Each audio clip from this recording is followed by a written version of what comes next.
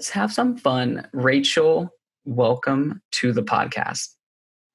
Thank you so much. To the conversation, to the journey, whatever this is going to be. Welcome, welcome, welcome, and thank you for being here. Yeah, thanks for having me. Wolf. Oh, show. So tell me, for this ride we're about to go on, what is your intention? Well, you already said one word, fun. I want us to enjoy this and to be a vehicle of possibility for people around catalyzing healing and transformation by being real. Ain't what this all about. And I'll probably do this sometimes. We getting them shoulder rolls, getting them out here like doing like shrugs, like, all right, we're going to work out. We're going to get this conversation in. We're going to leave people feeling healed. Woo! Sweet. What's your intention? Lately, and especially when it comes to podcasting, I'm wanting to set an intention of letting go and surrendering. I find that my ability to drop in and truly be in a conversation is predicated on my ability to surrender the idea that I have to be a certain way or have my quotes on fleek or have all the things that I want to say be perfectly verbose and articulate. And sometimes I'll lose train of thought. And I think that takes away from the experience of being present. So I just want to surrender, have some fun. That's crazy. I have to tell you something. I have these poppies. That sounds beautiful, by the way, but I have these poppies in a vase next to my bed, and they blossomed last night. And I had taken a picture of them before when they were like tight and little hairy buds. Yeah. And then today, the beautiful flowers. And I posted these 2 pictures today on Instagram, and I said, surrendering open. So I'm in your prayer with you. And yeah, if we're just ourselves with no pressure, that's definitely going to be the best version. So I'm in for that. And by the way, if my internet gets unstable, I'm really sorry, everyone. But I'll just cry. We'll cry. We'll collectively cry. Okay. We'll figure it out. But hey, have our feelings. That's what this is all about, right? Hence, perfect segue into the healing feeling shit show and emotions and everything about that. So you are the host of a podcast that's called the Healing Feeling Shit Show, and that is one of the things that captivated me about you when we met at New Media Summit was how expressive and open and authentic that you were. And then I came to learn that you had this, I laughed my ass off, somewhat pun intended, but kind of like a stretch a little bit. I laughed my ass off because I thought the whole thing of the Healing Feeling Shit Show was hilarious. So what is this about? Let me just ask you, do you want me to sing the jingle first? Yes. This is the Healing Feeling Shit Show. Are you gonna have that feeling and let it go? There is no other way to feel whole. This is the Healing Feeling Shit Show. Flush. Doo-doo. Yep. So what's it about? What's the Healing Feeling Shit Show? Yeah. What's it all about? See what's happening. Oh, is it my internet or is it your internet? We will be right back after this brief intermission. Dun, dun, dun, dun. Welcome to the Healing Feeling Shit Show, where we have awesome jingles, and our host, Rachel Kaplan, will be taking us through a beautiful ride and journey. We're back. Okay, so are you going to be editing shit together? Because will you be able to work with that?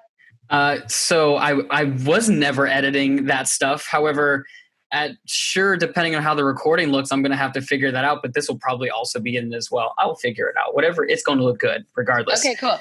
I don't know. It looks like I have full bars. I don't know if that was your signal or mine, but I think that was my signal, which is bizarre. Okay. I've never had that happen. So well, it makes me feel better because I don't want to fuck up your show.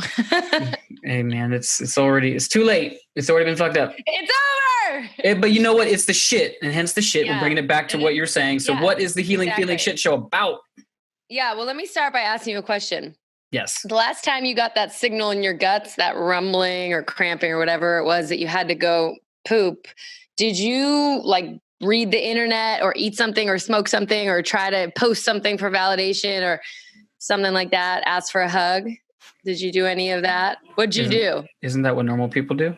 No. When they have to poo? Maybe. Maybe. Maybe you do it while you're taking a poo, but no, I would definitely go and not take a shit. Yeah, you would. Yeah. And why would you do that? Well, we see this is biological thing that if I don't poop in the toilet, I'm going to poop in my shorts, or it's going to be really distracting because it's going to be like trying to like punch its way out of me. And yeah, exactly. That's not productive. You know that the only way to get rid of that feeling is to actually go poop. Yes. And the reason you know that is you were potty trained. We all learn that when we get that feeling, that sensation signal from our bodies, that is the way to not have it. And emotions are the same thing. They're the same way, except that we were not emotionally potty trained. So what we do, in fact, we were very deeply conditioned from all kinds of sources, some well-intentioned, some very loving, some our parents, and a lot from society and the economy. We're conditioned exactly out of letting the feelings move through us. We're conditioned to either shove them down, be tough, pretend like we're fine, buy something, eat something, drink something, whatever our drug of choice is. Sure. And so what that leads to is all these humans who are super constipated, backed up, all kinds of hard feelings. And then this deep imposter syndrome that comes around where people feel like if people really knew like all these insecure, fearful, shameful feelings they had, that they wouldn't be loved because they're all trying to not feel what they're feeling because they're full of emotional shit. And it's as simple as learning. So what I'm up to and what the Healing Feeling Shit Show is about, and what I've come to understand after my whole life, but really like 25 years of relentless studying healing for various reasons, I've learned that if you do not have this emotional system fluid, and if you take off the letter E of the word emotion, what do you have? Emotion. Well, you have motion. Right. What if you take off the E, you got motion. Oh, right. Sorry. Yeah, no, but you did it well. Motion is what's left. And so what it means, emotions literally move through us. They are clusters of sensations rolling in squads. That's what I define them as. Rolling in squads. And yeah, they're like anger, heat, tension, or like fear, quivering, and empty pit of the gut feeling. They're just these physical sensations, very much like we get sensations when we need to shit. And what we need to learn to do, and what I'm here to help be a stand for, a vulnerable, funny, but like really skillful stand for, is in the world is like, hey people, it's okay that you feel like shit. We all do. You don't have to hide it. You just need to learn how to shit it out really well. You need to learn how to tune in and connect to the feeling enough that it moves through you. And that's the only way you're going to ever feel legit and whole and worthy and lovable as you are, like you're enough as you are, because you're not going to be hiding this, 30-year dump that you didn't take. And that is what I'm up to. That is a really old dump. Yeah. That thing is definitely causing some mass ruckus inside. That'll kill you. So I have like two divergent paths that went in my head. One of them is, and I think that you'll be able to, I think that you will have a better idea of which direction would be prefacing the other. And one of them is what led to this. And then the other is what is more about how do we become emotionally potty trained? And I realize these are two very like distinctly different paths. Yeah. Which one do you think gives rise to the other one? I think, maybe just so people trust me a little more, I would be happy to share kind of what in my life made this a 25-year obsession. Because I know I personally hate being told what to do. I don't know about you. I mean, right? It's like the worst. And raise your hand if that's you. And everyone's like, duh. Yeah, no one really likes it. And I know for me as, a real truth seeker and someone who I've deeply studied, like, spirituality and religious paths and new age paths. And I'm also like so turned off by a lot of it. And even like psychological stuff. It's like, so I'm always I have my bullshit meter on. And so for me, what helps me trust folks is feeling like that they have full range and that they're not just trying to act like they know everything. So in that vein, I'm happy to just share a little bit about my journey. Brilliant. So for your people, hey, Wolves people, hey, Wolves pack. How y'all doing? Yeah. So this happened for me. I mean, it's funny because, and you said you like stories and that you're not afraid of length. I do think that a lot of the roots Boom. of my. Should we add a "that's what she said" or that's just too obvious? See, if there was editing going on, they would have cued right. Boom. That's what she said. It would have just like gotten put in right there. Yeah. Cool.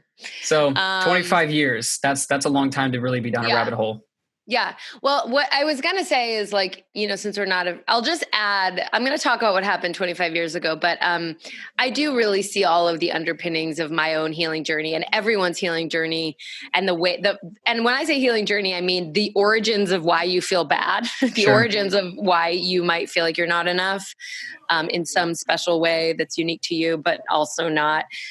This really starts when we're tiny little babies. And I just came into this world really sensitive, and that's such a loaded word, but what I mean is I think I could feel other people's realities, other people's feelings, and so I was pretty distrusting. Like I came out a month early. I was like, get me out of here. Don't trust no one. Yeah.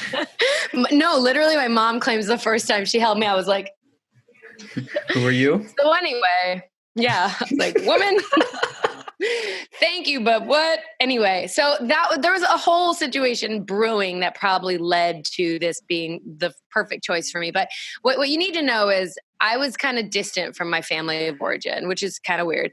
And then the first person I really attached to that I was like, oh my God, was this boy I met when I was 12. And his name was Keith Aaron Roberts. And I hope you're listening, Keith. Let it be known we're talking about you. You felt it. Yeah, totally. Well, he does, but he's dead. So anyway, I fell for Keith really hard. And just kind of became, I was 12 and I had very little self-esteem, but I became obsessed with him and then, figured out a way to make him my boyfriend, which somehow I did by being his friend. And then we were boyfriend, girlfriend, and he was just the center of my world. And really the first time I think I fully let myself step into attachment and longing for closeness. And when we got together when I was in like maybe 8th grade, I think. And basically, toward the middle of the year, or right at the dawn of 2000 or 1995, rather. So, in the middle of our freshman year of high school, school year wise, he basically conjured this very convoluted story about something. Which was something was that he was going to go away to a drug rehab. I don't want to ruin it because your listeners could listen to episode 4 of my podcast is the most gorgeous, like narrated, scored memoir of this story. And it's really like so good. It'll help you cry if you're backed up. But anyway, that'll be in the show notes, people. Yeah. Episode 4 is the Keith story. But basically he like pulled me into, this web of lie, of deceit. And I tried to, letting me know that he had to go away and instead of going away, he'd rather die. And so I had about a week or less, like maybe 4 or 5 days to try to figure out as a 14-year-old girl how to stop him from killing himself. And it got more and more escalated. I found out he had a gun and it says my internet's unstable. Can you see me? I can see all the things. Perfect. So anyway, we made a deal that he wasn't going to commit suicide. Then he kind of said, well, okay, maybe I'll do it tomorrow. Made a deal. And I told him, I swore on my life that I would commit suicide if he did it too. That was like, I thought my best strategy, You Romeo and Juliet it. Okay. Yeah. Mm-hmm. Which he was like, he actually said to me, once you see what this does to my family and friends, you won't do it too. Which is fucked up. But anyway, he promised that he wouldn't do it that night. He also had access to a gun, which I didn't understand. But so we had a deal and I was all like, all right, I'm going to stop him at basketball practice. And at any rate, he broke the promise and he committed suicide that night. January 7th, 1995. And, suicide is devastating. I think it's like, like once I started studying it, that, not right away, but soon after I started studying what all the great religions and spiritual practices say about suicide. And they all actually kind of agree that it's in some way the biggest sin. And like, that's, that's heavy sin, whatever that means. But there's something about it, that the choice to end your life, that it's, I think part of why it's seen that way is it's so excruciating for everyone around someone. And I think no matter how old you are, like adults, full-fledged adults, but for me as like a awkward, insecure 14-year-old, I mean, it just killed me. Like, and the main way that happened, I'd say, is I got really I just went totally numb. I actually did try to plot my own death for a couple years. And there's some crazy, like, some fun, like, unsolved mysteries and stuff with that story that I'm not going to get into here. And I don't even get into on that memoir episode. I do hope to share it in a book form at some point, but, yeah, I got really numb, hoped to die, but kind of knew that I wasn't going to commit suicide. Actually, I'm not someone who hears voices, but the day we were in his house and they had just confirmed they found his body, something crazy happened, which was this voice came, and it was like, not his voice, not my voice, like, but as clear as day, I heard, "You will never do this to yourself." And then it was gone. So, and that was actually painful for me because, I just felt so terrible, and so terrible that I couldn't feel anything. And so I didn't really start working on that. I just became really sarcastic and intellectual, and I didn't start working on it. Kind of tried to lie to the adults and tell them I was fine. And then the next time I tried to have feelings for a boy, who's still a dear friend, and he's alive, I realized, oh my God, I'm fucked up. And I didn't even know the half of how fucked up I was. So basically by maybe 16 on, I've been, on this healing journey from therapy. I had the amazing therapist then. And then I got really into, as I started healing, and coming back into myself, it was like a sensual and spiritual unfolding because I'd been so up in my head. And I majored in Eastern religions in college. And so studying Hinduism and Buddhism, I spent a year in Asia and Nepal mostly, and also India, and, learning yoga, and became a yoga teacher quite early. And by 24, after years of teaching yoga and kind of guiding people in that way through healing, I went to grad school in counseling psychology, and I've been a practicing psychotherapist, licensed psychotherapist, or practicing psychotherapist since 2006. So for 14 years. But honestly, the deepest influence on the work that is the Healing Feeling Shit Show came through a man who I worked with like about 11 years ago, and I wasn't quite ready. And so we terminated the work. And then I worked with, again, once I got married, I actually called him during the engagement phase. I was like, help. But anyway, he's not in any way a therapist. And he's asked me, actually, it's a delicate thing because he's a really private person, and he doesn't want me using his name, and he doesn't want me blowing him up. When I first started working with him, he lived in a mud hut, like on the border of New Mexico and Arizona. He's like off the grid for sure. Yeah. I mean, it's amazing. He has a phone, like living primitively, actually. Like a lot of the crux of our work it included things like learning how to make what do they call it? It's like taking agave fibers and braiding them into cordage. And like the pinnacle of my work, of my own healing, included connecting with cottonwood tree from the point of living tree to harvesting wood to carving a bow drill set to bringing forth fire, on a private intensive on his land. And so he's really like, he calls himself a traditional song healer. He's been initiated. He's a white man, but he's been deeply initiated in an Apache lineage of healers. It's very private. Like he doesn't advertise that. I've just discerned it from years. But he really, like, a crux of what he was working with me on was really becoming skillful at moving my feelings in these very active, intentional ways. And that the work that really, the crux of it, that solo intensive where I brought forth fire, which I've done some cool shit in my life. I really have. I've had a big, rich life. I've like traveled the world alone, seeing Radiohead in all kinds of favorite countries, big, rich, fun life. This is the coolest thing I've ever done was bringing forth fire. It was just because I thought I was never able to. But anyway, the crux of that intensive, 5-day intensive actually revolved around Keith, my dead boyfriend. That was 2015, so 20 years later. So anyway, so it's just been this lifelong pursuit. And that work ended up resulting in me leaving my marriage, which was, and interestingly, without effort, I'll say that the actual perfect organic day that it was right for me to leave my marriage was the 22-year anniversary to the day of Keith's death. Without effort. Like I did not orchestrate that. And I really feel like the marriage to that man and the work with the healer was the perfect container for me to really heal from the karma of my life. And so in the years since then, that was in 2017. Mm-hmm. So 3+ years later, I really was able to see how healed I was and how whole and joyful I felt. And after having pretty crippling pain through a lot of my life. And so that's where I was like, oh my God. And at one point this healer said to me, the gift you're receiving in this healing, it's like, it's a debt.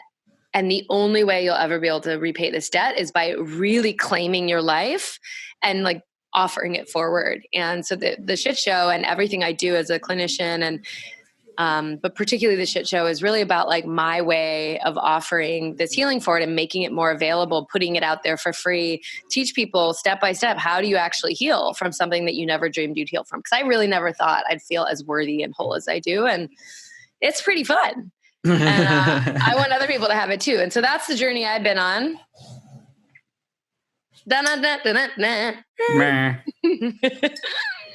Wow. That is a shit ton to unpack.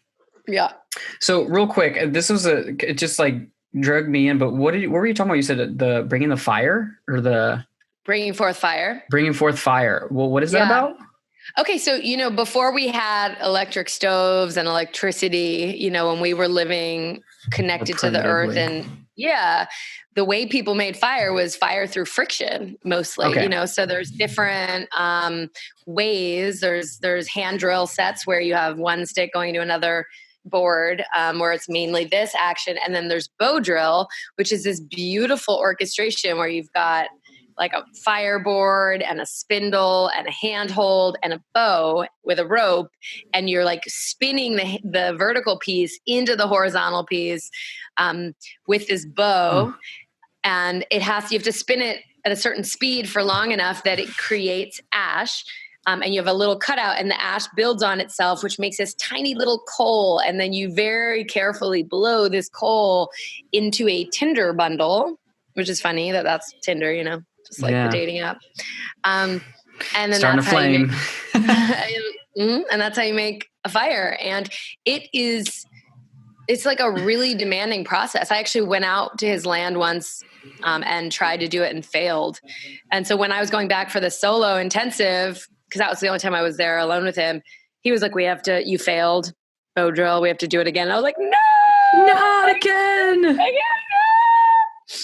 But anyway, and I saw like, just behind me, I got like my bow, I got cottonwood. And anyway, it's really empowering. And it was kind of part of what the work he's so steeped in and the ways that are lost currently in our current insane world where obviously everything is so fucked and out of balance that we're all in lockdown because there's a crazy virus that comes, not saying it shouldn't be here, but there's some way I think as a way of being we have contributed to its spread. It's like one of the ways that we're so out of balance is we don't have some of these skills of knowing how to contribute to the basic steps of our lives. Like most of us, I certainly didn't, and still largely don't know how to like garden and grow food or hunt food or bring forth fire or build our shelter. And so when we had to know these skills or when people worked and lived these skills, there was this inherent well-being emotionally and strength because you had to. And this man has taught me to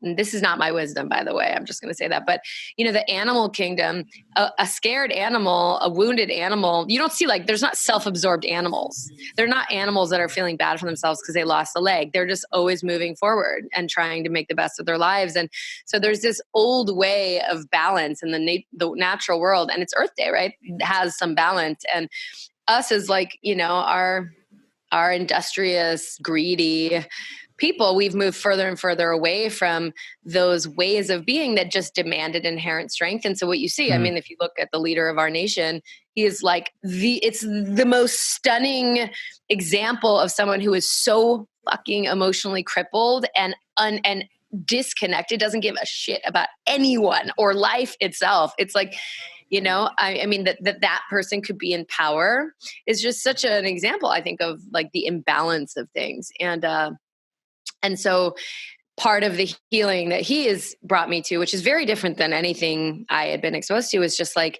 finding that inner strength and resilience from learning how to contribute and learning how to do this very, primordial thing of like being involved with the creation of fire. It was dope.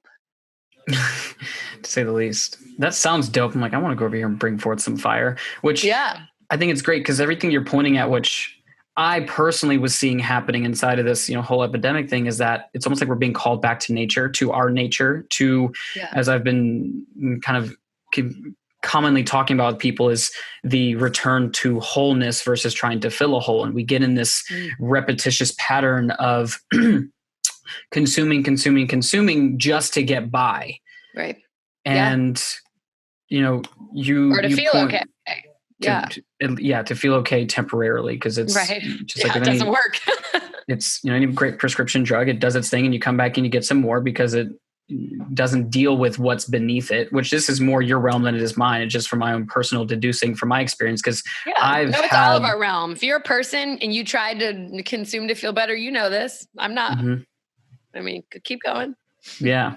Well, so it's interesting. You bring up numbness and how you got to a point of numbness in your journey, right? With Keith, and what happened. And then you almost like in a way to escape that, I would imagine, I'm kind of guessing here. It's like the body's just like, I can't handle anymore. Like I should kind of like cut myself off from this. Yeah. You had to go through this journey, a process of unraveling all of those layers to get to that. And I so identify with that because me personally, I went through just a lot of loss back to back to back in a couple of years. And even now I'm having to learn how to emotionally potty train myself because I intellectualize my feelings. Yeah. Mm-hmm. That's everybody's favorite way.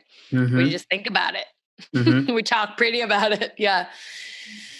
How do we begin to unravel that? Yeah. I mean, it's interesting. I definitely talk about that I think it's like episode 5 or 6. Episode 5 is like the nitty gritty of how do you actually feel your feelings. And episode 6 is like, oh, that sounded so easy. It's not. So it's like troubleshooting all the problems you're going to have. I mean, the first therapist that I saw when I was a teenager, and the only individual therapist I ever really liked, because I'm a real picky client. I'm a bitch to work with because I'm so like, don't moan at me like, you didn't mean that. I'm just like so particular. I'm like, I know your I know your tricks. But anyway, the first You're not making it easy on anybody. No. Hence, I don't trust you, Mom. I'm not sure how I feel about this relationship yet. I'll think about it. Let me get back with you in a week. Put it in my calendar. Yeah, this healer, he just like, it was one of the first people I really let lead me. But anyway, this first therapist was profound and amazing and really helpful to me then, and great role model. But one of the tips she gave me that I think is so helpful to get out of our heads is because I was a little tiny talking head. I mean, I'm a talking head now, right? You're like, wow, I'm like a lot of, got all the words. Fast. Yeah. But then when I was like, I will not feel anything, I've also had caffeine. This has coffee in it. It's my second. And she just keep getting all the caffeine pumping into our bloods, getting all hyped up like a kid who just got handed a bunch of pixie sticks. Woo! I know. That's actually one of our cultural ways we love to lift up above the feelings, myself included. Sure. But so basically when I saw Wendy, she was like, she'd ask me how I was doing, and I'd use all these fancy words like I'm frustrated, I'm this and I'm that, and I just, blah, blah, blah. And she was like, you have 4 choices. You can be happy, mad, sad, or scared. And I was so pissed. I was like, no, there's so many. If you only have those 4 choices, what it demands is to be like, okay, what am I really? And to drop in and to say, and what I would add, because one of my primary trainings is in a form of psychology called Gestalt, which is really looks at how we distance ourselves from our experience and how unhealthy that is, and how agency and well-being and health comes from getting really close to our experience. And one of the ways we can get really close to our experience is through language. So instead of saying like, it's this, or, talking well, when you do this and you do that, it's like learning how to say I. So if you say to me, I'm sad. If you really say that and we slow down, or if you say that to yourself, like, you simplify it, you get it into, it's like primary. One of the ways I describe it is it's like, if you think about the primary colors, there's a billion colors in the world, but they all come from red, yellow, blue. So it can't get more simple than that. Right. And you can't have all the nuance without that. And so when you're dealing with the primary colors, or as my healer said, the basic elements, that they're only, all of the world is made up of elements. You see that, right? Earth, air, water, fire, in various schools of healing technologies, but also just, I think, in reality, I don't know. I know it gets more nuanced, like, atoms, electrons. It's not my arena. But anyway, so when you break things down to their most elemental or essential, it helps us connect to them and and come into our body. And then, there's all kinds of techniques. I mean, the basic thing, just to start you from the beginning, and this is more into your second question, right? Of like, how do we do this? Well, first of all, let me just give you a quick tour. So the podcast, episode 1 is like, come on board. This is why you should have your feelings. And there's 6 hours of my clients, like, interview testimonials woven in. 4 of the episodes actually have live therapy, or it's not live, but unscripted therapy that I did with a stranger, that kind of illuminate one of the emotions that I teach you how to work with. There's an episode on, episode 11 is on like how to be a potty trained adult in a relationship. There's a little segue of my story in the middle, but it's basically like kind of why you should have the experience. How did we get so wounded? So understanding how our attachment system, like our need for caregiving when we're infants, how that wires into us this basic problem that emotionally around we need care so much that any way we're subtly detecting that we need to be different to get the care, we will change ourselves to get that care because it's survival. Like if your mom glasses over and gets really aloof every time you cry, or if your dad tells you boys don't cry, as a little person, dependent, vulnerable person, you're going to do whatever you can to like try to get the love, So it means you're pushing these parts of you down, and these sensitive parts of you, these parts of you that the parents can't tolerate. And so there's this process that happens where we have these parts of us that we think are unlovable. And then as soon as we get a little older, we start really skillfully hiding those. Like by the time you're in middle school, high school, we want to be liked. We want to be cool. And so if we think that like this thing about us is going to have us lose that, we will do whatever we can generally to not be that way. And so the most sensitive and fragile and shunned parts of us early on, we continue to shun. And so the first steps, and this is all like laid out in episode 2 and 3, is like, okay, do you once you're like, I want to feel better, it's like, are you willing to go into your basement and go find that closet where you've been stashing these parts of you that you think are the problem, these gross, ugly parts? That's how we think of them. The parts of us that are unlovable. Are you willing to go in and really gently kind of open the door, back away from the door, and say to these parts, yo, I am so sorry. Because these parts aren't going to trust us right away. I mean, we've become the villain. We've become the person who's stifling ourselves generally. So it's like the first step is like being interested in creating a relationship with these parts. And what that means practically, like less metaphorically, is getting curious about our feelings and our pain and all the things that we think are wrong with us, getting curious about what we're trying to hide. And then once we start to track how those feelings at a sensation level come up, or whether those voices, maybe it comes up as voices, as self-criticism. Oh, I shouldn't say that. Oh, I'm too dumb to say. Oh, I didn't have my speech ready, or I blew that meeting, or oh, that person's not going to want to go on another date with me. Using those signs to kind of hone in on what those core wounds are, like how we feel like we're not enough. And then, so once you do that, and that is really about like curiosity, it's about non-judgment.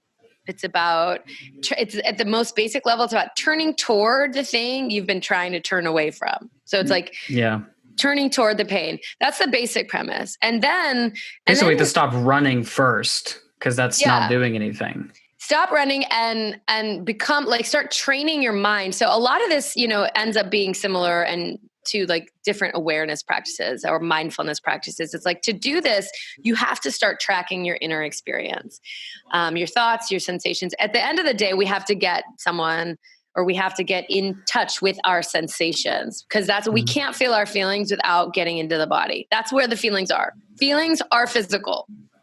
And by the way, like, feelings aren't true. We're not chasing feelings so hard because it's like the truth. Feelings are often connected to truth, but feelings, that's another great way. They're like poops. You never look at a poop and think that's every poop's going to be like that poop. It's like, that's that poop. That's it. It's like that poop. And sometimes your poop might tell you, oh, that meal didn't go well for me, or whatever, or I needed more water, or, ooh, spicy food, not a good idea. Whatever it is, you might get information, and feelings do bring feedback.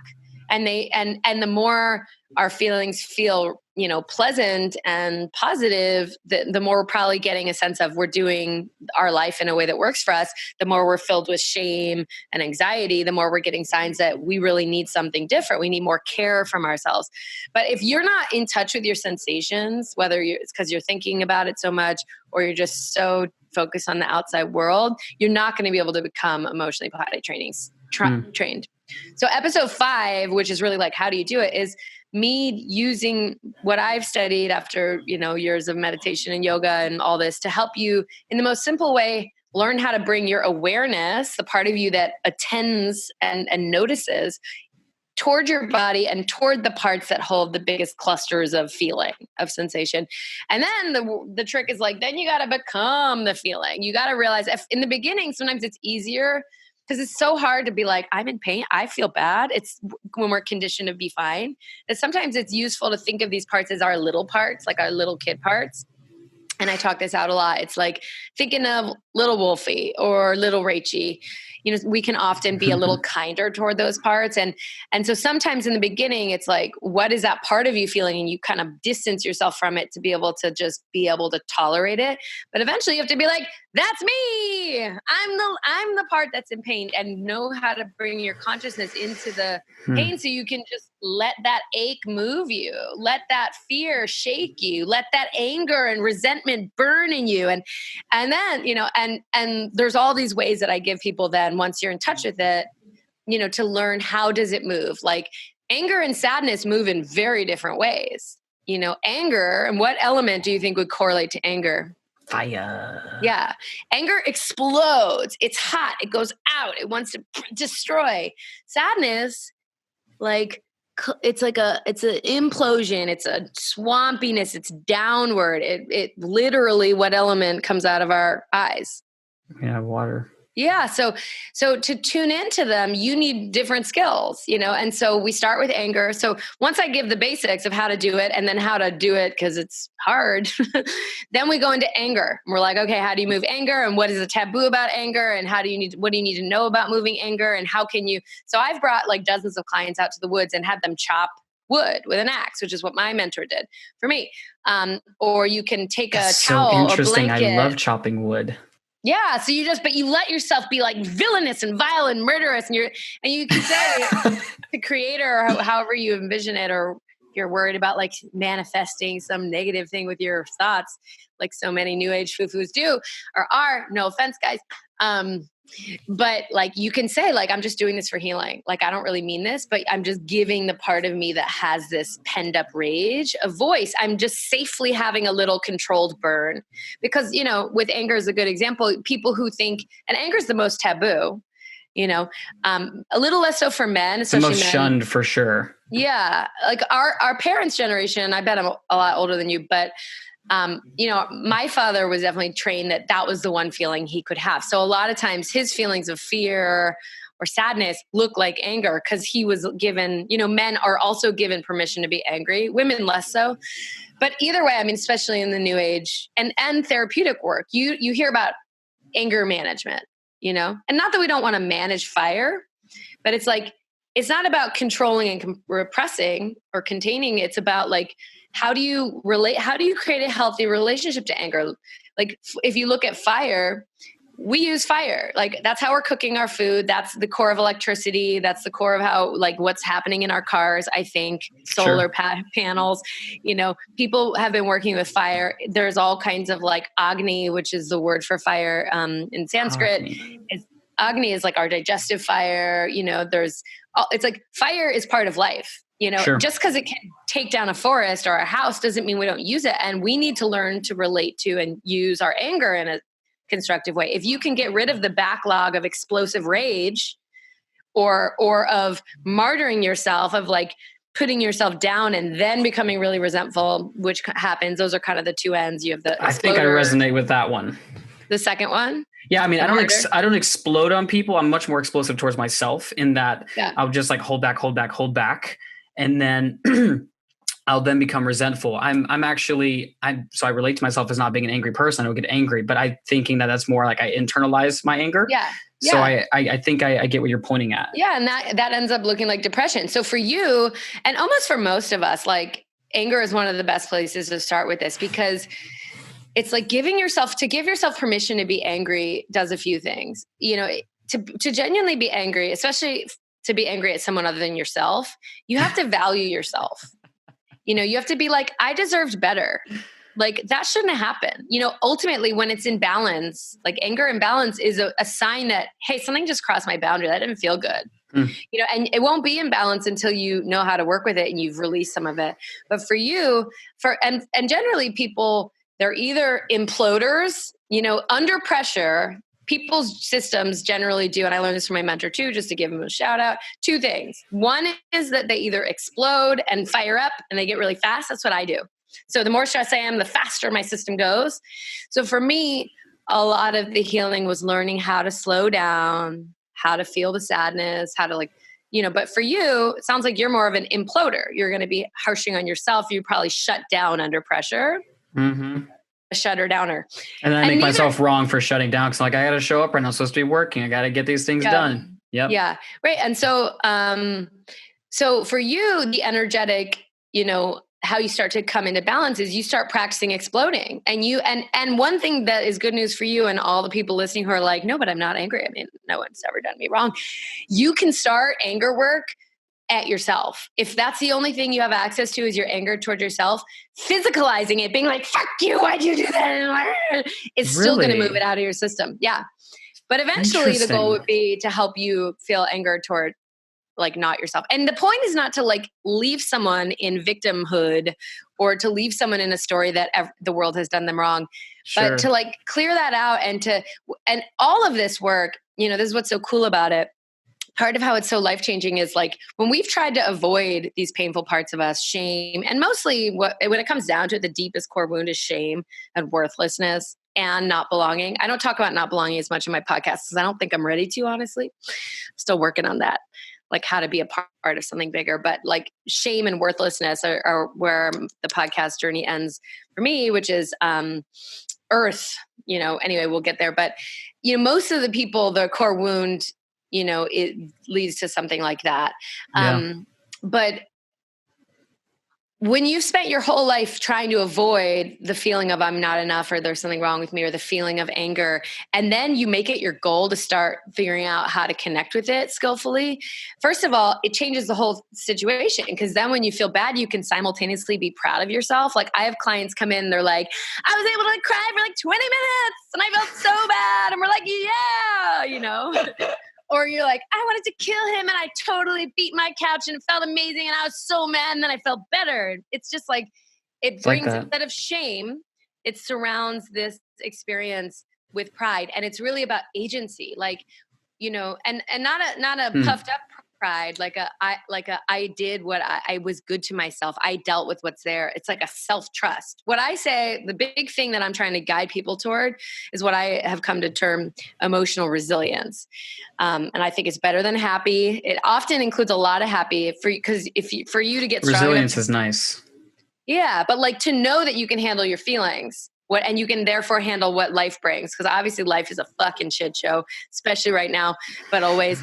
And so, so learning how to move your feelings does bring the sense of, look what I can do. And it frees people up to be brave and to take risks because they know that, okay, worst case scenario, I'm going to have some hard feelings. So anyway, there's a lot of, for you particularly, I would check out the anger episodes, episode 7. But I go through each of the feelings, teaching people how to understand it elementally, how to work with it, different ways to try it.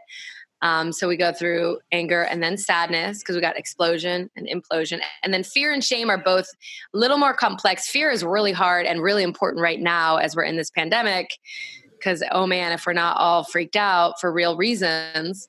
But fear is one that sometimes it's like frenetic and explosive, and sometimes it's paralyzing and implosive. And so you need to learn to work with it both ways and to figure out how to feel out which one you need in a given moment. And shame is the same. And the shame piece, and I'll just go into this tiny bit because it wraps it up nicely, and it'll connect back to the anger piece for you.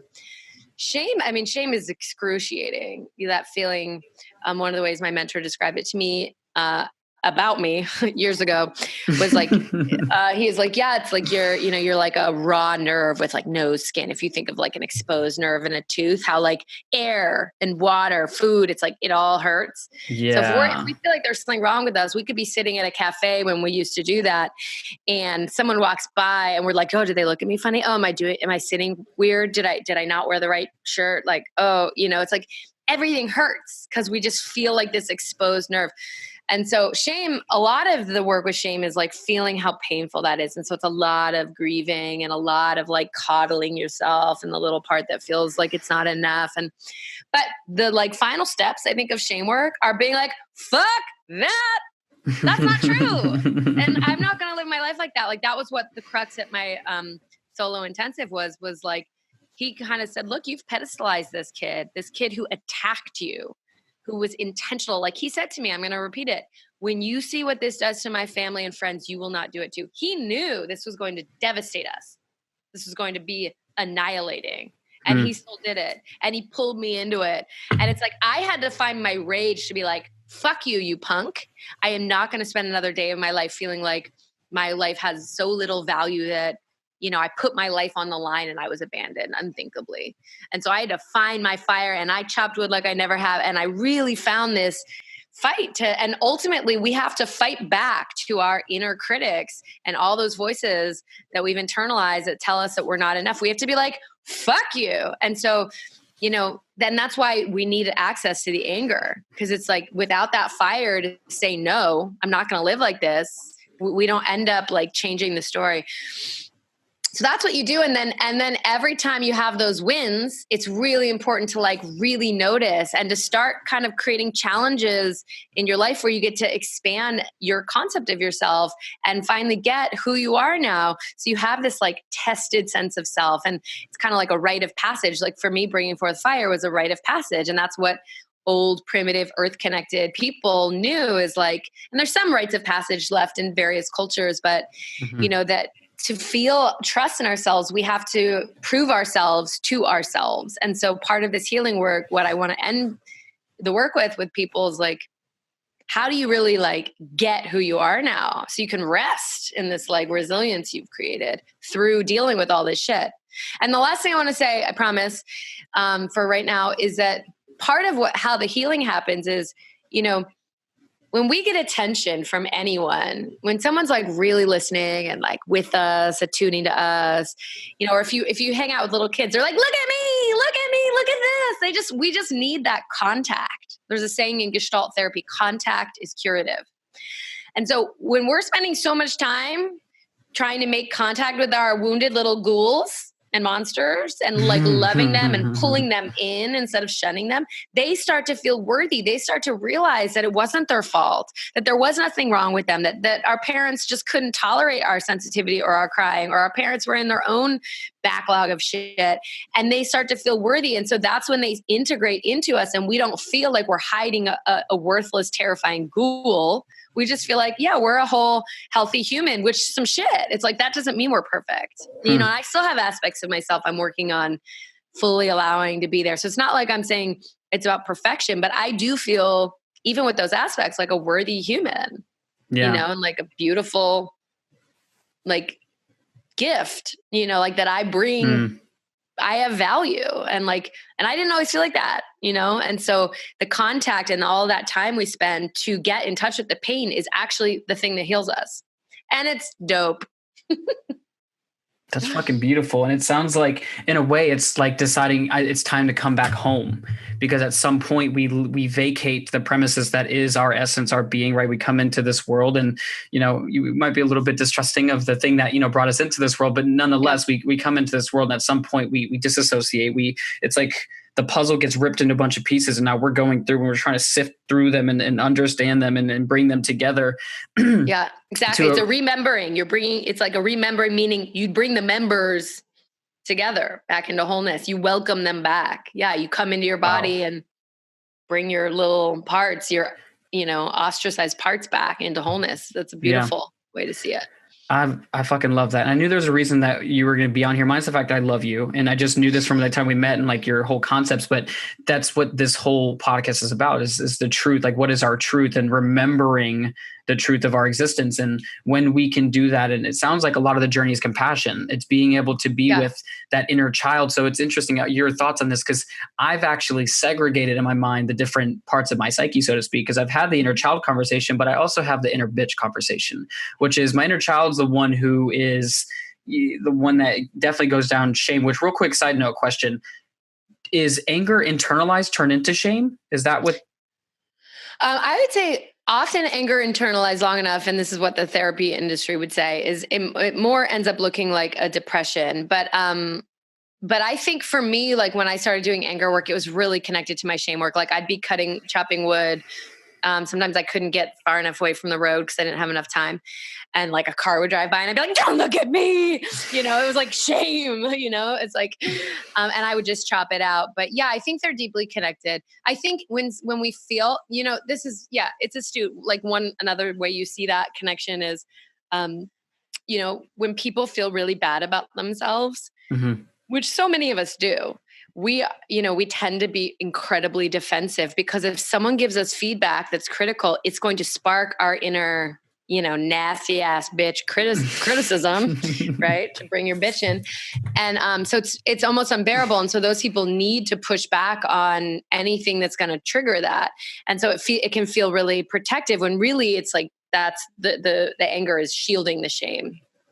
It's the cover up. It's the front for what's actually beneath. Okay. That makes a lot of sense.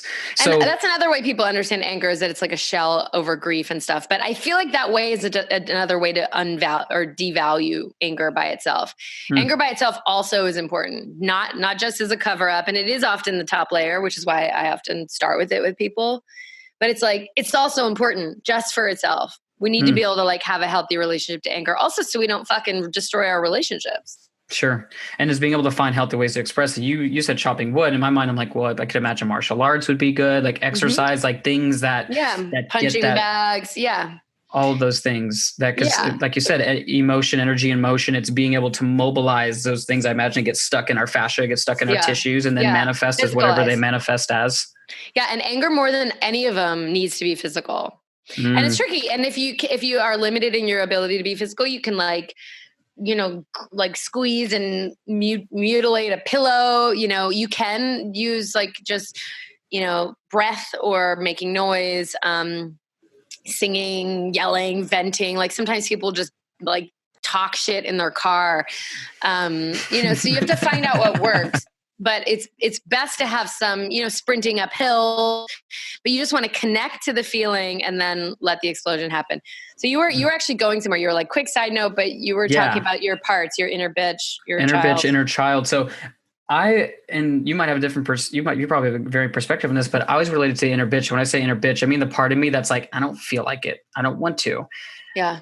I'm not very tender with that part, because to me, I'm like, it's a lot of times it wins. I end up like not doing it, but I look at him like, why are you this way? Like, why can't you want to be helpful in this moment? Why can't you want to stand up and do something? And that is part that I have really not come to like understand fully, is I don't feel like it. It's literally, it just shows up just like that. I don't want to do that. Well, one question for you is like, like you said, sounds like that part wins a lot, right? Totally. So, I mean, can I ask you a few questions? Do it. How much, like, I mean, it's what I hear in that is that you have a rebel. You have some, and it could be laziness. And sometimes, like, I will, like, absolutely, I'm working with people around how do you put on your big boy pants or big girl pants and just find that. It's like the way if you watch a parent with a kid, there's a kind of a warmth, but a firmness. If the kid's going to run into the street, the parent's not like, yep, cool. You know, they're like going to grab the kid and be like, no, you can't go into the street, but they're going to be like, hold the kid and be loving with the kid. So there's a certain way I think we need to cultivate as grownups of like how to be like, no, I'm not going to let you do this. That can be more of like a fighting back. And I think the softer it is, the more loving it is, the more curious it is.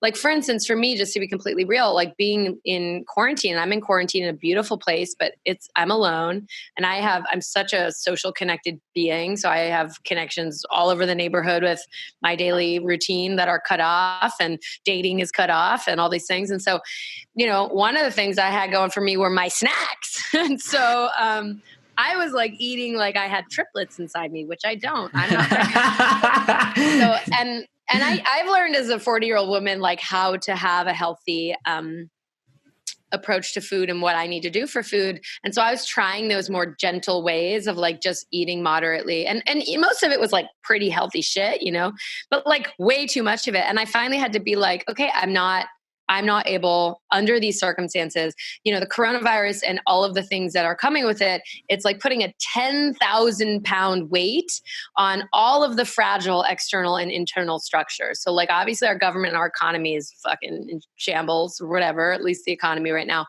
But internally, all of our sense of whether it's fear of being alone or fear of not having enough time to take care of ourselves or fear of like, the future, whatever it is, everything's burdened right now. And so for me, food is something that I sometimes abuse or use to medicate, like, you know, whatever. And I just, under this pressure in this circumstance, I just couldn't use my normal ways. And so I had to finally be like, after giving it a good solid try, I was like, okay, there's a cleanse I've done a few times that just makes food about like fuel and just kind of strips the whole thing down. And it's time for that. It's a little more extreme. I don't always like doing more extreme things because it sometimes backfires, but it's like, I need that right now. That was me in a loving way being like, no, you're not going to feel better at the end of this pandemic if you put on 20 pounds. Like, that's not going to help your fear of maybe, am I ever going to be allowed to connect with someone again? So I put on my big girl pants and just like made a grown up decision, and it's actually going really well. So I think in one way, as far as your like, I don't want to, you know, finding what is your loving but firm grown up voice feel like is one thing that's really critical.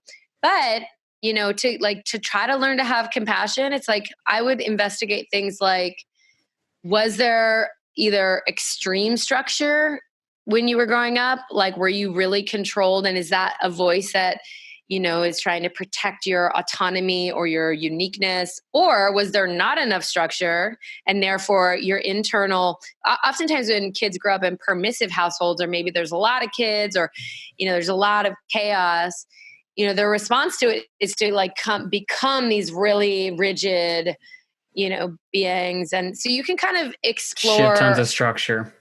Yeah. So you're rebelling. You're like, fuck that noise. I'm going to be who I am. And I think, you know, if you can get curious about what was the pain of that, like what did that make you feel around? How were you not seen? How were you missed? How did you feel stifled? And so maybe it's like working with the anger of being controlled in a more intelligent way, where you're not actually sabotaging your life, but you're giving it. And I imagine, just given what you told me, that would be really useful. It's also working with fire. You know, people say put a fire into your ass. You know, It's like it lights us up. Like getting fired up is useful as far as getting shit done, right? That's part of why some of us are so addicted to it, because it's like we're fired up and we're productive and like things moving. We're taught that that's what makes us valuable. So for you, when you're feeling like that, either like channeling some of that anger, whether it's thinking about the loving they tried their best, amazing people who raised you with that much control. Or, if you can't do anything else, the part of you that you can just have a fight, you can beat your bed around, the part of you that's trying to get you to start to, edit this episode where you're like, I don't want to do it. I want to watch 10 more episodes of this thing. You can be like, fuck you. But it's like, can you bring that fuck you into like an energetic, physicalized way where it can have its way? And then the grown up in you can be like, are you ready to take care of us now? At the end of the day, the hidden secret of all this, which took me a long time in my own healing to get, is that the crux of what this is about, it's not about squeezing out an emotional poop. If we approach ourselves that way, it won't work. If we're just trying to exploit it or be a good client or be a good student or be a good emotional potty trainer, it doesn't work. The crux, the trick is it's about caring for ourselves. It's about learning how to give care for the wounded parts of us, learning how to be caring toward ourselves. And sometimes care, like you'll see with parents, looks like utter vigilance and protection and structure and firmness. But it's about like being kind ultimately. And as always, it seems like it's being able to find the middle way between too little structure and too much structure and too much firmness and no firmness whatsoever. It's somewhere in the middle, but creating space for whatever's showing up there. Cause I get that. Cause like, even like, editing the podcast, sometimes it's like, oh, this is tedious. Like, being able to sit down, I'm going to do it, but I'll distract myself and I'll find things to do that. So there's, like you said, making room for that emotion. Cause like for me, the way that I deal with it, I say, well, I just have to get over it. But it almost sounds like you're saying acknowledge and deal with what's there, because the energy of that being released can then be fueled into the thing that seems so tedious and arduous.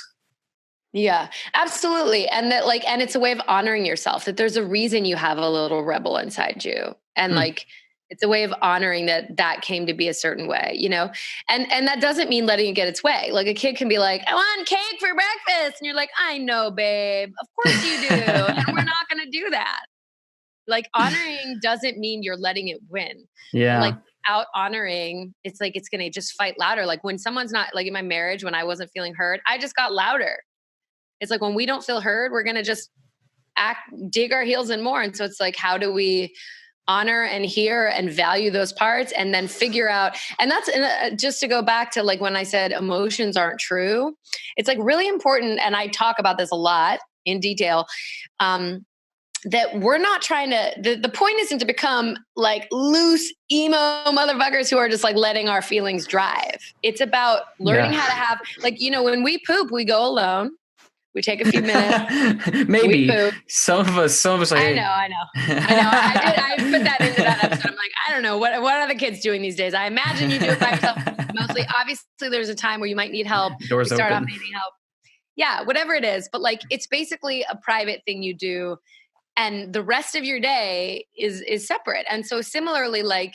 And there's difference. Sometimes, like usually the first layer of emotional skill comes with learning how to deal with reactively, like when a feeling comes on, like someone makes you mad and you're like really mad, and how to deal with it skillfully. Okay, you go and you let it out, and then you regain your balance and you have a baseline, and then you come to them in a sober way and you're like, hey bud, this and this, that would be the first layer, is like, it's actually happening from a trigger. It's harder to go from neutral, where you're just like having a good day, but you have this anger you have to pull up, and that's proactive emotional work. That's harder, takes more skill, but that's the ultimate goal. But you're still doing that in this way where you're just trying to move shit out. You're not trying to, that's not the moment where you're making decisions. That's not the moment where you're making phone calls. It's not the moment. You're not trying to do this with someone, although sometimes what you'll see, people like contact, and like what happens is, I talk a lot about bandwidth, because part of what's hard about feeling feelings, even once you want to, is like the files are so big and so old that they're huge. And to move a file through that big, it's like downloading a movie at the airport. It's not going to happen. It's too big of a file.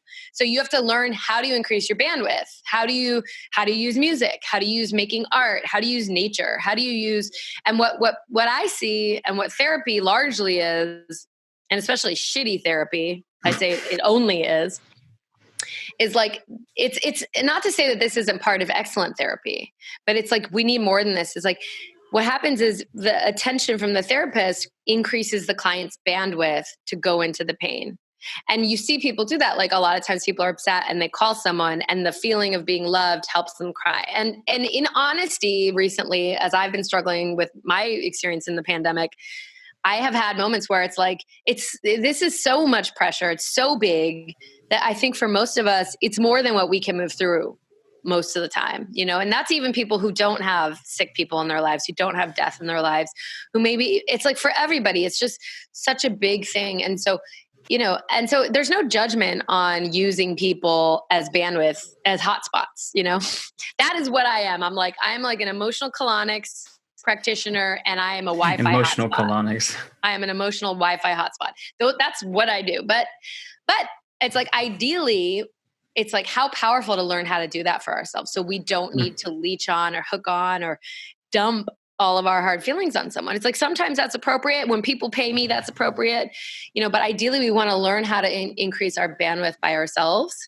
I have no idea what I was saying right before bandwidth. Do you?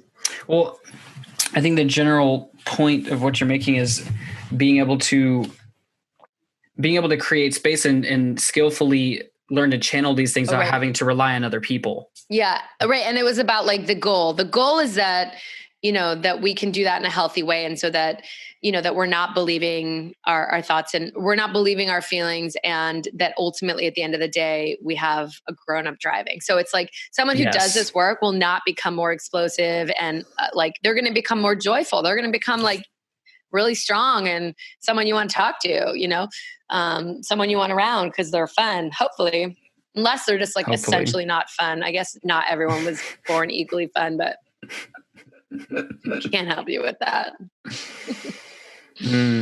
I do think this work makes people more of whoever they are, and not everyone's gift is fun. It's like some people are here to bring like, this subtle, quiet, nuanced understanding of life. We've got so many jobs and so many needs as like a human family. It's like, we don't all have to be the same thing. And I do think that this guided journey is really about like, learn to be strong enough to reincorporate those weird parts of you, because those are the cool parts of you. Like think about the people who really impact our world, and like David Bowie's a great example, or there are people that don't fit the mold, and it's like the more we actually can be who we are, the more we know what our medicine is, Mm-hmm. We start to reintegrate, like you said. Exactly. You're what you said to me before we started. It's like the truth. You want to say that, your line, and I'll weave it into my work. Truth withheld is poison. Truth expressed is medicine.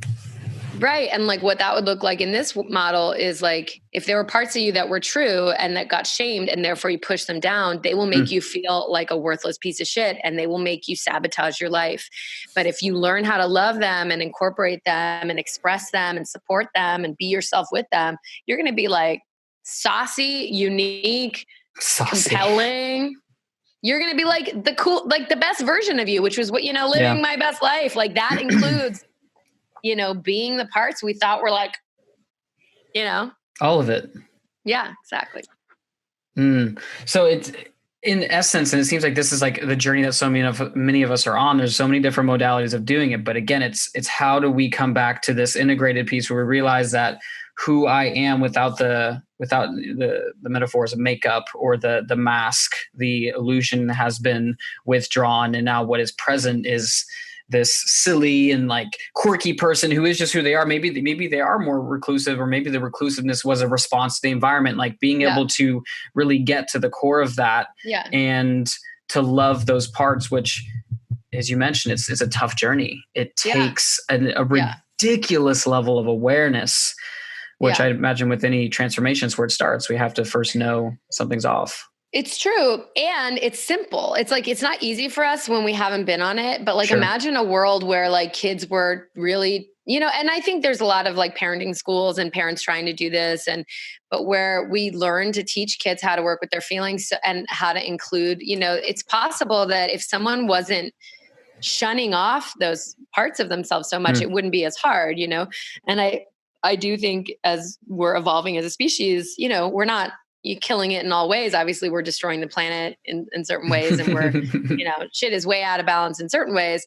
But I do think I'm definitely surrounded by a lot of parents who are really helping kids, befriend themselves. And so the reason I use the poop metaphor, which is so offensive to so many people, I'm just getting countless, people love it and think it's funny. And also a lot of people are like, I'm really not into scatological jokes. And I have a manuscript done that's 80,000 words. It's completely like the book version, and it's emotional potty training for grownups. And it's going to take a special agent that's going to be like, yeah, let's, because it's going to take a brave human to read a book on a BART train or a subway that says emotional potty training for grownups, because it's admitting we don't know how to deal with our shit emotionally.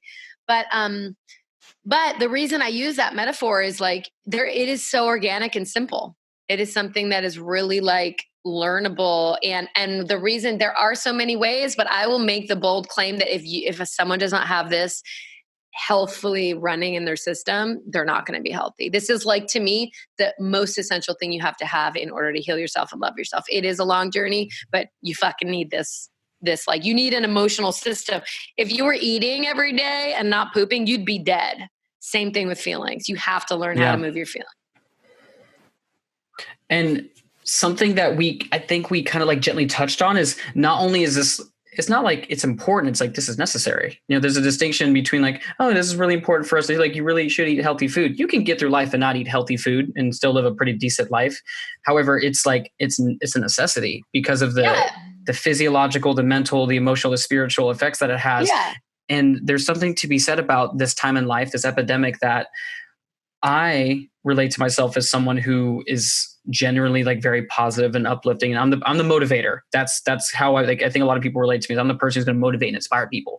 And when I'm not that, it's when it's tough for me. And lately, it didn't occur to me I was empathic until recent, when I was just like, why am I waking up feeling like shit all the time?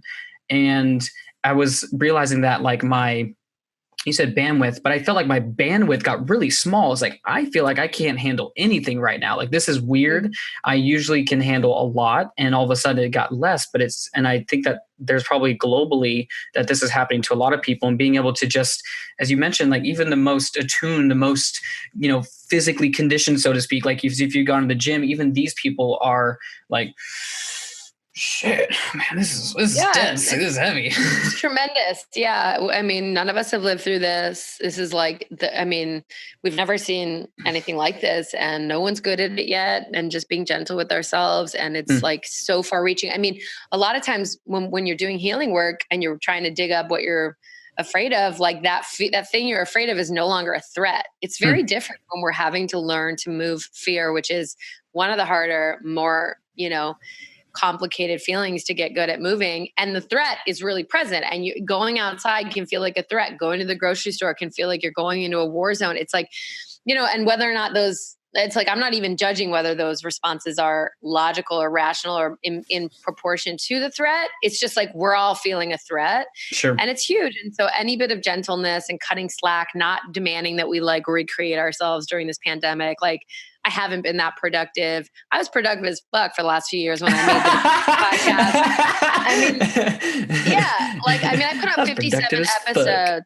Yeah, I took 9 months and wrote the podcast the first season. It, put out 57 episodes in the first year. I'm taking a break between seasons, partially because I want to get this book out. Because for me, I feel like the best use of my life force is to spread this message about emotional potty training versus be a talk show host. So I'm trying to now it's not the best time to pitch New York City from like my first time ever author book, so I'm kind of paused, but I am not pressuring myself to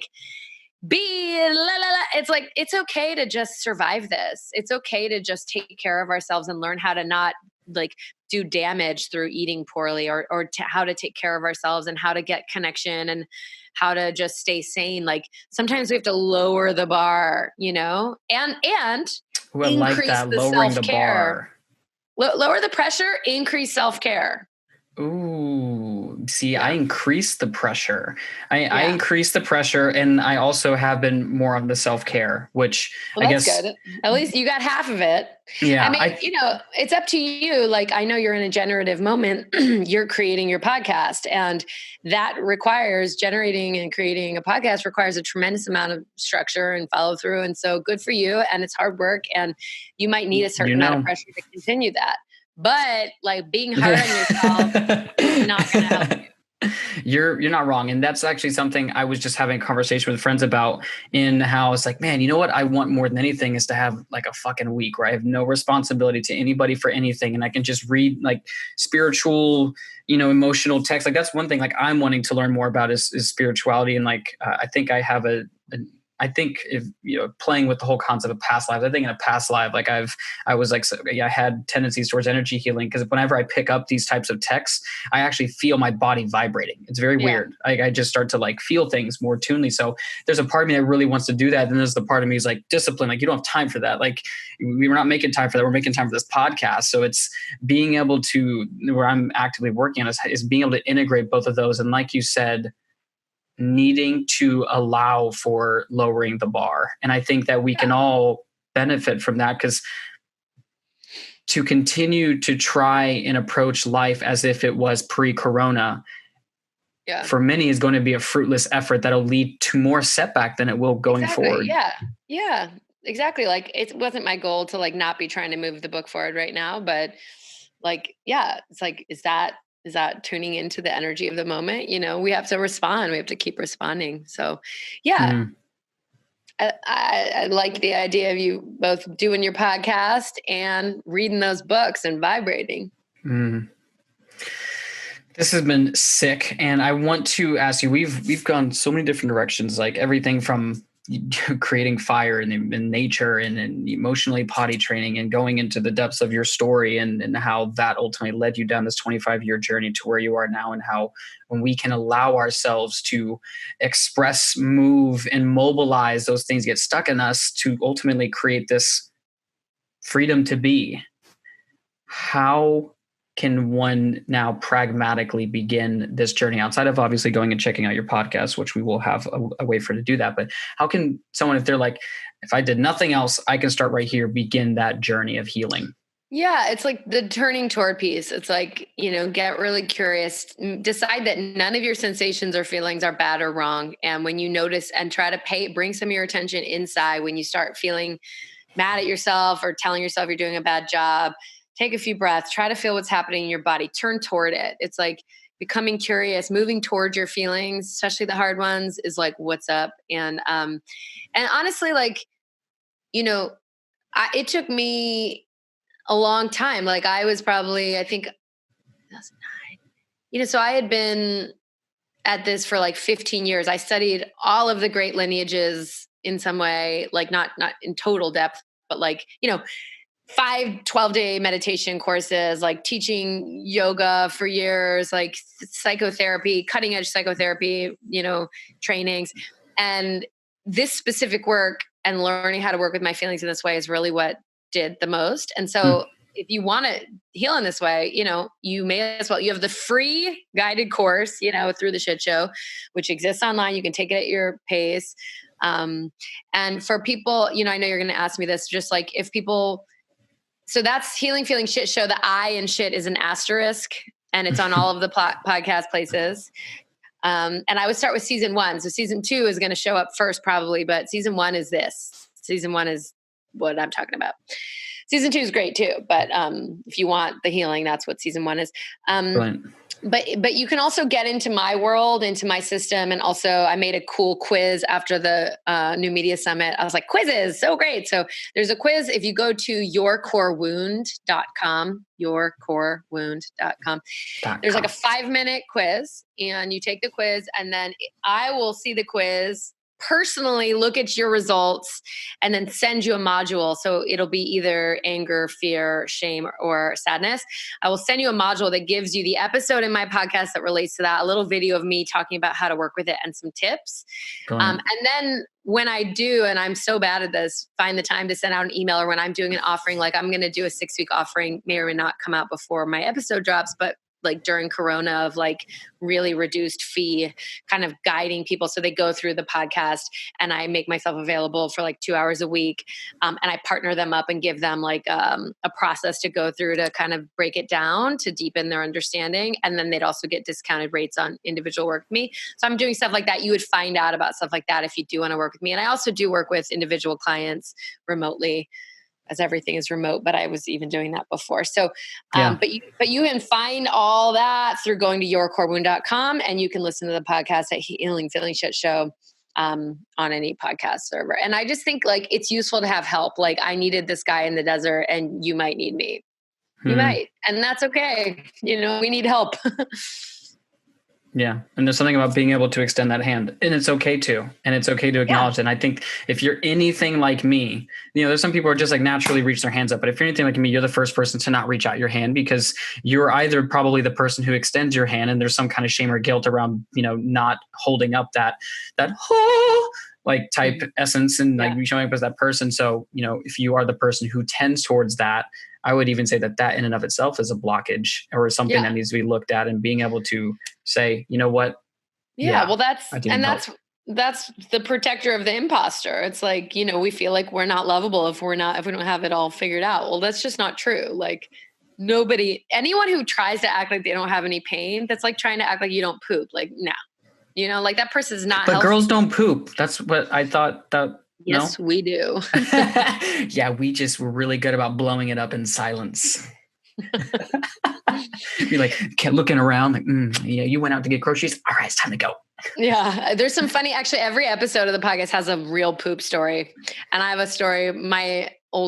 Maybe I shouldn't say this, but someone who was actually working with me, supporting me when I was getting the podcast out, put a great episode of like her new relationship and when she like pooped in a bag in the living room because the toilet was clogged and she didn't want to like poop on top of the clogged toilet and like ended up accidentally leaving it in the living room bag when she left the guy's apartment. Great shit. Anyway, because I think we should laugh. So, and if you don't like the poop stories, you can forward through them. Brilliant. I know that I have, and I will be continuously checking out your podcast. I love that we had this conversation. It's so much fun. Thank you for being here. It was so good. Sing, dance, move, find your medicine. Any final, healing? Yeah, guys, if you want to be yourself, it's possible. It feels much better, and it just requires a little emotional potty training. It really it works. So get after it. And thank you so much. And I bless your journey of putting your podcast and your medicine out into the world. And you're such a bright light. And may you include these parts of you that you don't think are as bright. They will make you brighter, and it's okay. And work with the anger, you know, have a holy tantrum and then tell me about it. That's holy tantrum. Okay. That's fun. I can play with a holy tantrum. And listen to episode 7 if you don't know how, and you might want to start with episode 5. Episode 7 and 5, people. You heard that? So clearly we're talking about medicine. We're talking about truth. We're talking about healing. As always, thank you for listening, for lending an ear. If you've made it this far, you are a warrior amongst many. And as always, find, follow, live your truth, and continue to follow the wolf within you.